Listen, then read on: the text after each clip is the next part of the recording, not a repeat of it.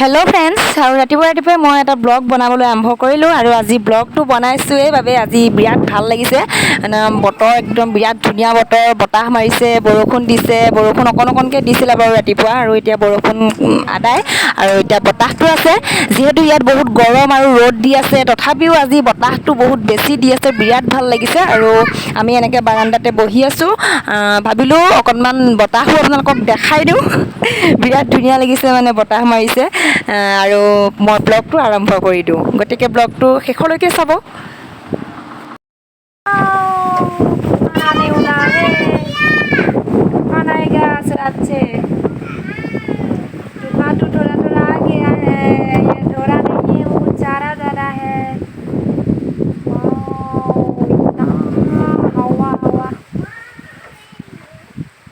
একদম পুৰা বৰষুণ আহিব এতিয়া, বহুত বেছি বৰষুণ আহিব, কিন্তু বৰষুণ অকণমান আহিলে, ক'লা মলা কৰি আহিছিলে যিহেতু, আৰু বৰষুণ অকণমান আহিলে আৰু এতিয়া বৰষুণ গুচি গ'ল আৰু এতিয়া একদম আৰম্ভ হৈ আছে বতাহ।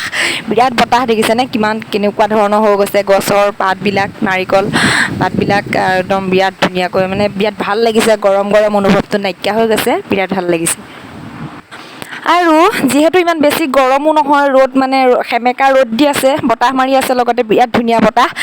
গতিকে ভাবিলোঁ ইমান গৰম আৰু আমাৰ দেহা ভাগৰ চুলিখিনি বহুত দীঘল হৈ গৈছে, গতিকে চুলিখিনিও কটা হওক আৰু আজি দেওবাৰ বজাৰো কৰিম অলপ, গতিকে আমি আহি আছোঁ বজাৰলৈ বুলি।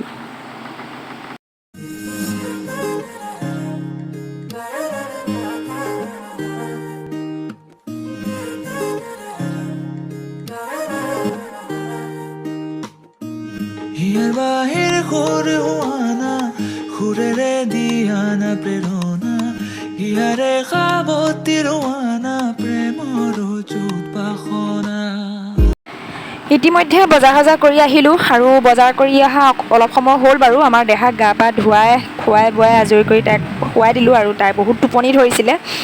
যিহেতু বাইকত গ'লেও বহুত ভাগৰ লাগে আৰু তাইক লগতে চুলি কাটোঁতে তাই অকণমান কান্দিছিলেও, গতিকে তাই ধুনীয়াকৈ শুই গ'ল ভাগৰ লাগিলে।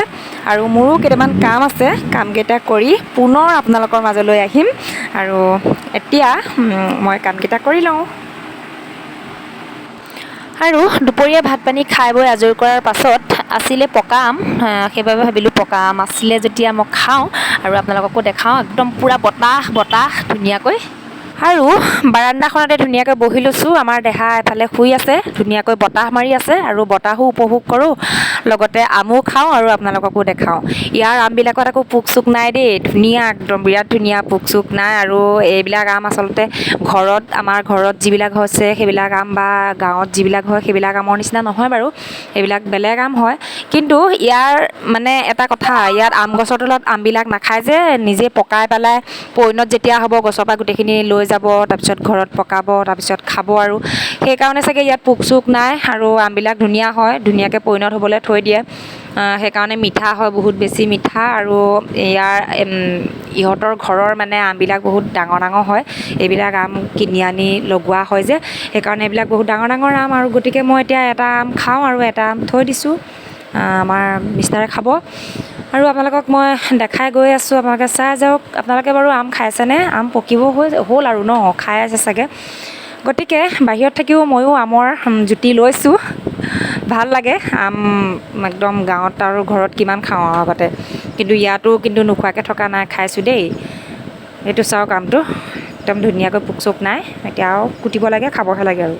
গতিকে আম খাওঁ আৰু আপোনালোকে চাই যাওক মোৰ ভিডিঅ'টো শেষলৈকে।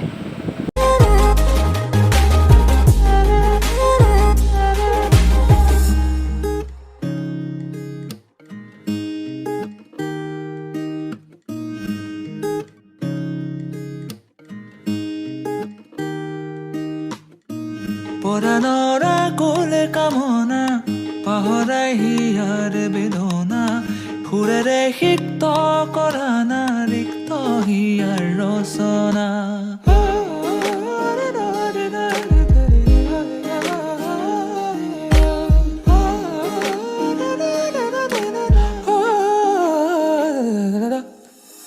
পৰাণৰ কোলে কামনা, পাহৰাই হিয়াৰ বেদনা, সুৰেৰে সিক্ত কৰা না, ৰিক্ত হিয়াৰ ৰচনা।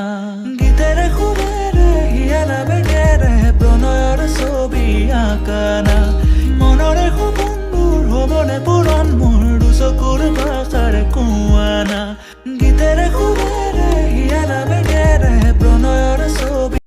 দিল্লী একেবাৰে আউলি বাউলি কৰিব লাগে বতাহ ইমান বতাহ আহি আছে বাপৰে ইমান বতাহ মাৰিছে ভালেই লাগিছে বতাহ মাৰিছে যদিও ৰ'দ দি আছে ইমান গৰম আৰু মই খাওঁ একদম গুড়ৰ নিচিনা মিঠাই কিছুমানৰ গুড় তেনেকুৱা মিঠা মিঠাই ছোৱালী আম খাই খাই পেট বেয়া হৈ গৈছে সেইকাৰণে ছোৱালী মানে শুই থাকোঁতে খাইছোঁ তাৰ যিহেতু আমনি কৰিব আকৌ খালে মানে আকৌ তাই পেটৰ অকণমান প্ৰব্লেম হৈ আছে আম খাই একচুৱেলি সেইকাৰণে আম নোখোৱাম বুলি উঠিপাই আৰু তাই দেখিলেতো কান্দিব তাইতো বুজি নাপায় সেইবাবে তাক সুধি খাইছোঁ দুটা আছিলে এটা থৈ দিছোঁ ছোৱালী বাপে ক'লে আৰু এটা মই খাই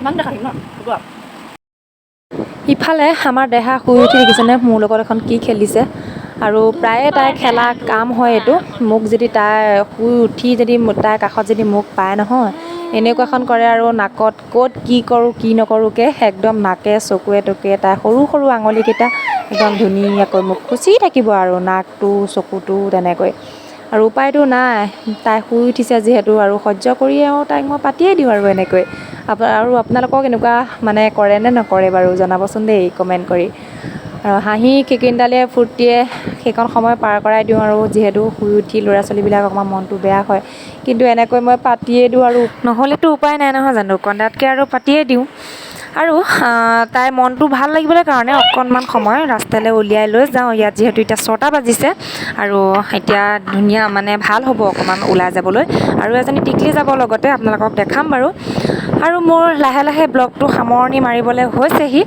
গতিকে আপোনালোকে চাই যাব শেষৰ পৰ্যায়লৈকে কি হয় গতিকে আমি অকণমান ওলাই যাওঁ